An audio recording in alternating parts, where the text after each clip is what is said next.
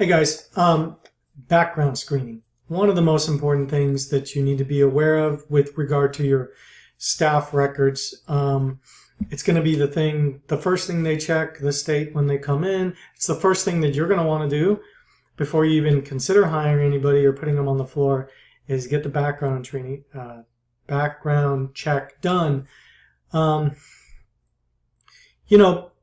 There's a record, you could say, well, I'll do it later. You won't get to it and you'll be in violation.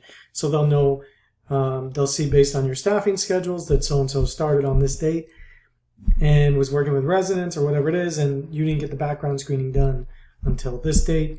So get the background screening done before they start work. Find a mobile company that'll come out that works with you on the day you hire somebody. Set up some sort of orientation, where they maybe get their physical done by a nurse practitioner or somebody who visits your facility.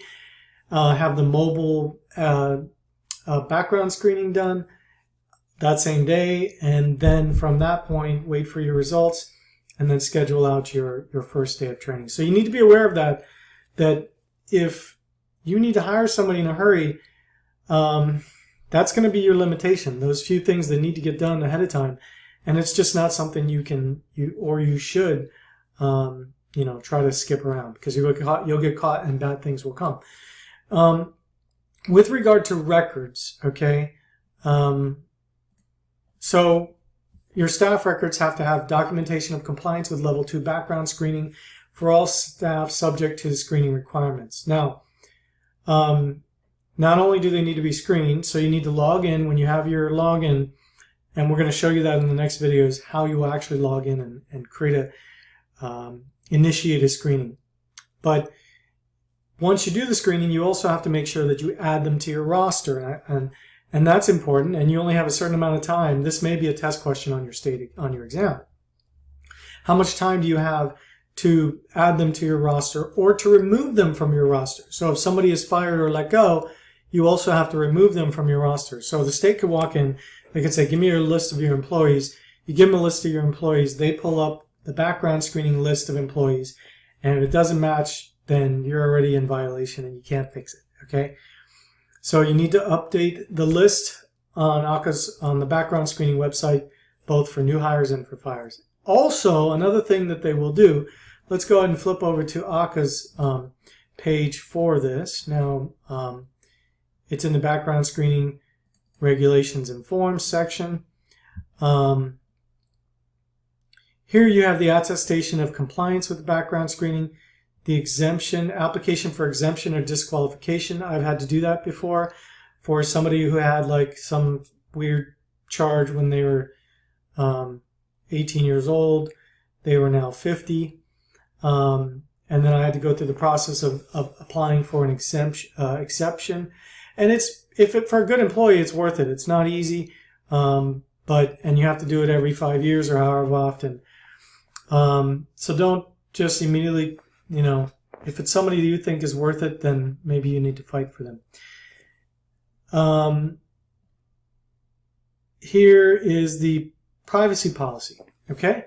Now this form right here also needs to be in their file. Okay. So when you hire them, so that's the privacy policy. And then with regard to this attestation of compliance with background screening, let's just take a look at this. But I just want to remind you, if you don't have the privacy policy, or if you don't have this attestation, or if you don't have the background screening done, it's a $500 per person fine. So if you have 6 people that you didn't do this properly with the attestation or with the background screening or a lapse or something like that, it can be an enormous fine. The attestation. So there's some confusion. I've had people call me and say they got cited because they didn't. Let's talk about the purpose, okay? The purpose of the attestation is to let the employee know that if they have any of these offenses, it's disqualifying, and that they acknowledge that they're in compliance with the background screening requirements.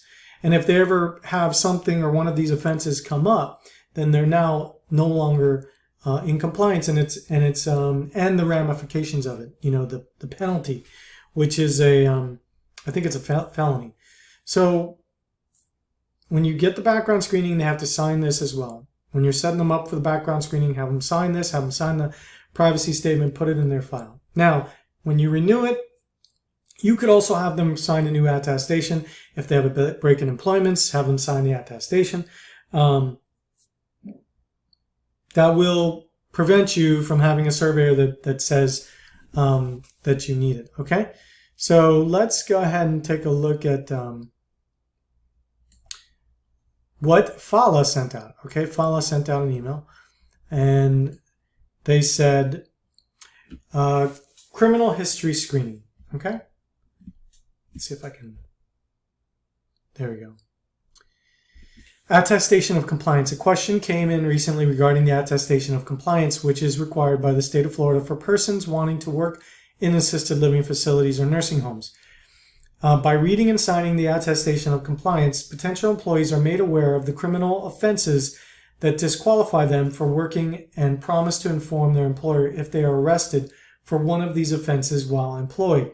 The attestation of compliance must be signed upon hire and maintained in the personal record. The question was whether or not the attestation of compliance must be signed again when the employee is rescreened at their 5-year rescreening mark.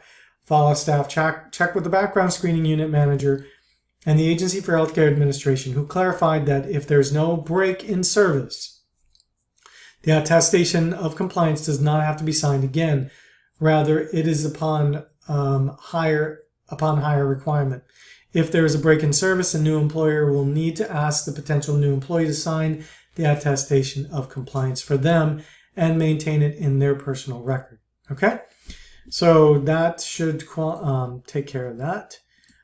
And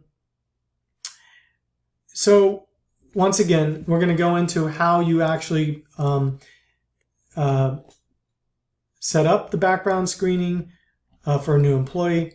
It's going to be in the videos next to this. So if you have any questions, reach out to us. Thanks.